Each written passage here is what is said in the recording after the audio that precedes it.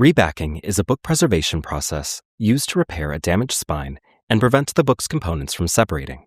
While more traditional rebacking methods involve lifting and reusing the original cover material, alternative approaches can be used when a faster, more conservative repair is needed. These methods are generally best suited for circulating or working collections and are not typically appropriate for special collections or rare books.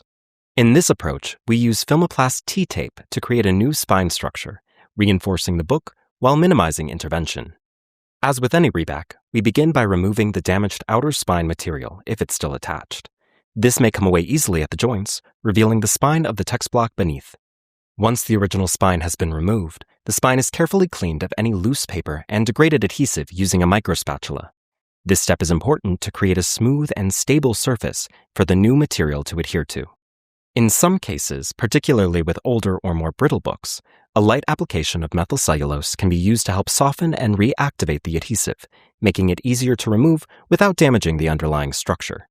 Next, a piece of Bristol board is cut to match the exact width of the spine and the full length of the boards. This will act as a rigid support for the new spine. Rather than lifting the original cover material, we cut a strip of Filmoplast T tape. The piece should be a couple of inches wider than the spine and extend a few inches beyond the head and tail of the book.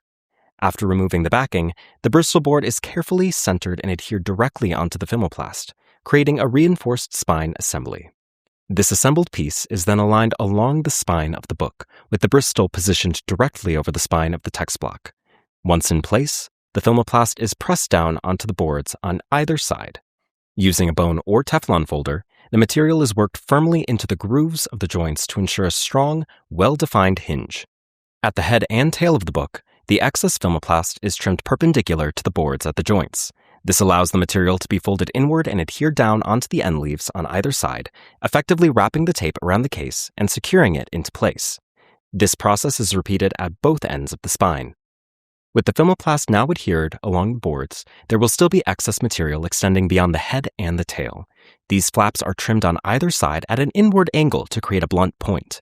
These pointed ends are then tucked down into the space between the text block and the Bristol support, wrapping snugly around the spine and adhering it into place. The result is a reinforced spine that stabilizes the structure of the book and secures the boards to the text block. While this method does not preserve the original spine covering, it provides a strong, efficient repair, well suited for books that require durability and continued use.